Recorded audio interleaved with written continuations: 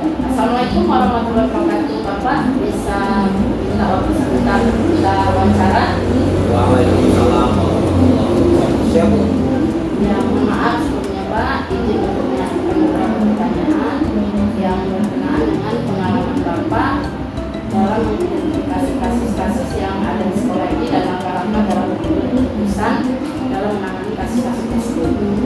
Ya, dalam mengambil keputusan saya tidak serta-merta keputusan saya ambil sendiri, tetapi jika keputusan itu berasal dari permasalahan siswa, biasanya permasalahan akan ditangani oleh wali kelas terlebih dahulu.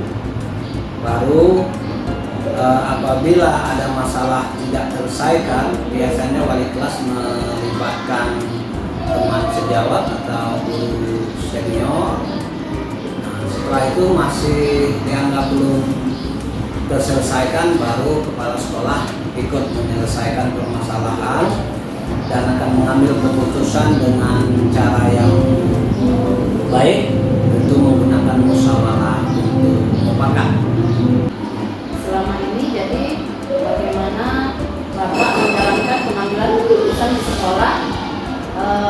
Maksudnya Bapak terutama kasus di mana ada dua keputusannya sama-sama benar dan sama-sama mengandung nilai kebaikan. Bagaimana Bapak untuk mengambil keputusannya?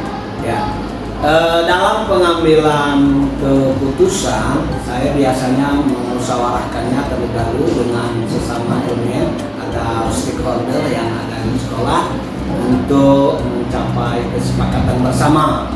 Ya, langkah-langkah atau prosedur seperti apa yang bisa Bapak lakukan selama ini, yang sudah biasa Bapak lakukan selama ini? Langkah yang saya dalam mengambil keputusan menyelesaikan permasalahan, yang pertama melihat dari berbagai sisi permasalahan. Yang kedua, penyebab terjadinya permasalahan atau akar dari permasalahan. Baru kita memanggil semua pihak yang terlibat untuk duduk bersama untuk mengambil keputusan untuk menyelesaikan permasalahan itu. Iya Pak. Jadi hal-hal apa saja yang selama ini Bapak anggap efektif dalam pengambilan keputusan dari kasus-kasus tersebut? Duduk bersama tentunya untuk mengidentifikasi permasalahan dan musyawarah pada saat pengambilan keputusan. Jadi tantangan terbesar apa yang kira-kira menjadi hal Bapak dalam pengambilan keputusan pada kasus-kasus dilema etika? Tantangan terbesarnya adalah dari pihak ketiga, yaitu media.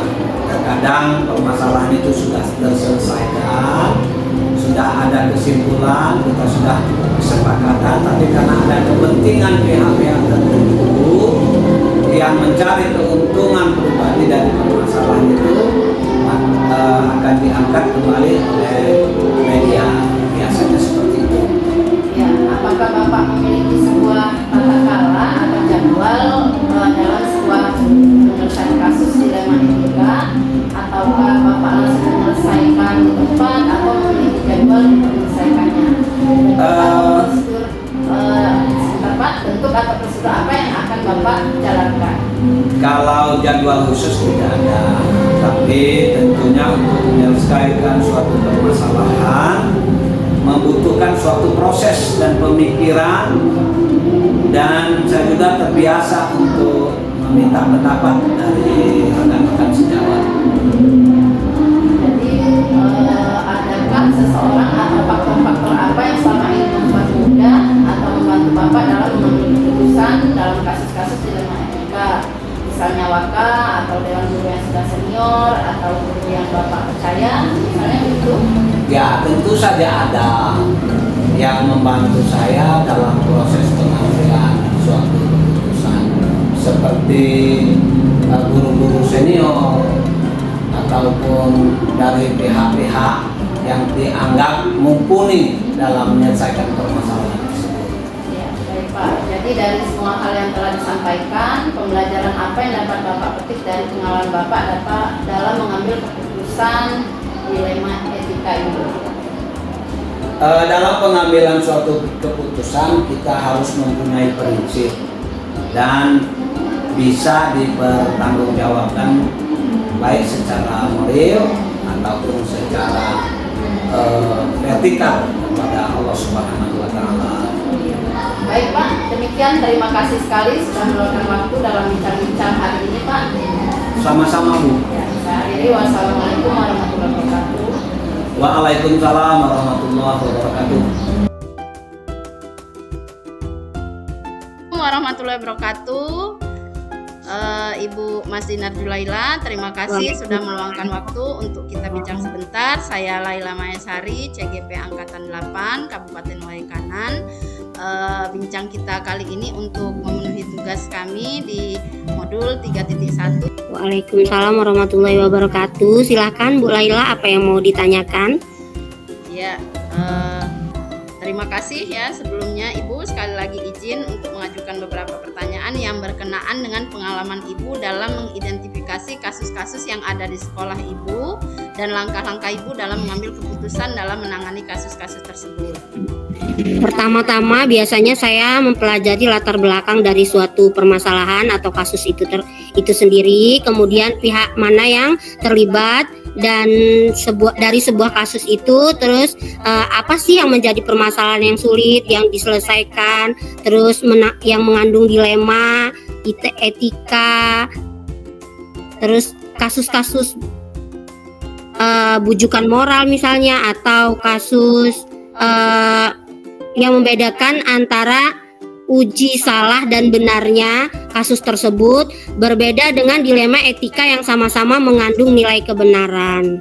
Oh iya Bu, jadi selama ini bagaimana Ibu menjalankan pengambilan keputusan di sekolah Ibu, terutama untuk kasus-kasus di mana ada dua kepentingan yang sama-sama benar atau sama-sama mengandung nilai kebajikan? Apabila kasus dilema etika yang saya hadapi, biasanya yang pertama saya lakukan adalah melihat latar belakang dari permasalahan tersebut, pihak-pihak mana saja yang terlibat, keputusan yang nantinya saya ambil, dampaknya atau manfaatnya, apakah untuk golongan tertentu atau golongan orang banyak. Contohnya aturan sekolah, anak harus datang tepat waktu, sementara keadaan siswa harus membantu orang tuanya dulu.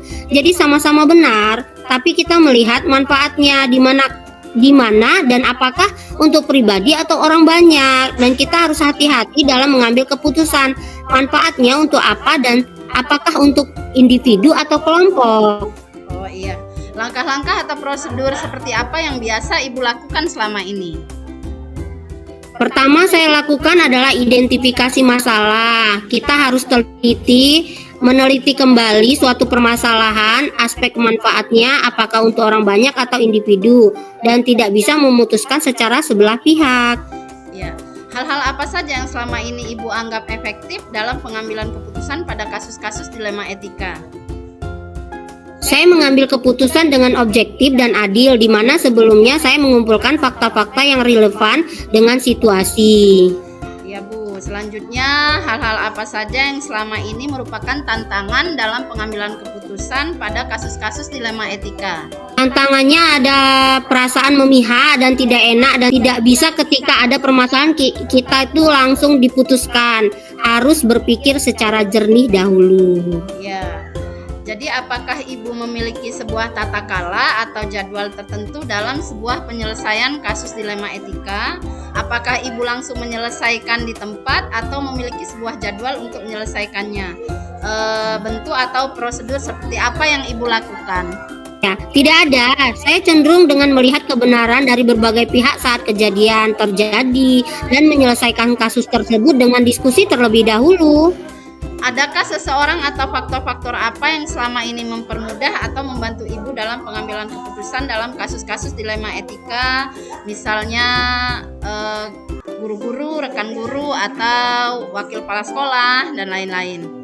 Biasanya saya berdiskusi dengan teman atau orang yang lebih kompeten dalam berpengalaman ya terhadap topik masalah tersebut, atau yang dapat membantu saya ketika harus meluruskan kasus-kasus dilema etika. Ya, dari semua hal yang telah Ibu sampaikan Ibu ya, pembelajaran apa yang dapat Ibu petik dari pengalaman Ibu ketika mengambil keputusan dilema etika? Sebelumnya saya harus lebih banyak mendengarkan banyak orang. Saya harus melihat semua sisi, tidak tergesa-gesa dalam mengambil keputusan, tetapi ada beberapa hal yang harus segera diselesaikan ya, efektif atau tidak terburu-buru gitu ya, Bu Laila. Apabila permasalahan tersebut menyangkut dilema etika, harus lebih melihat kepentingan orang banyak daripada kepentingan individu. Iya. Baik Bu, terima kasih sekali atas waktunya. Senang sudah mendengar pengalaman Ibu. Saya mengucapkan terima kasih atas bincang-bincang kita hari ini. Sama-sama Bu Laila. Ya. Semangat ya Bu Laila. Siap. Saya akhiri ya Bu. Wassalamualaikum warahmatullahi wabarakatuh.